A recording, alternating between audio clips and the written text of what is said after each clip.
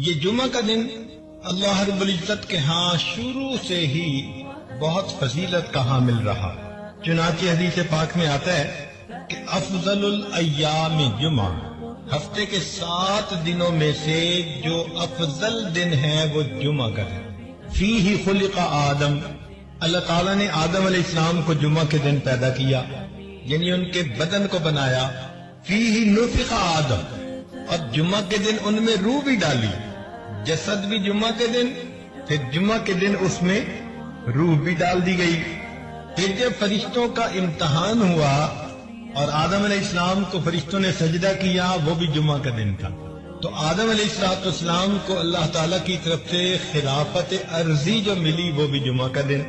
इसीलिए जब जमीन पर उतारे गए थे आदम अलैहिस्सलाम तो वो भी जुमा का दिन बनता है।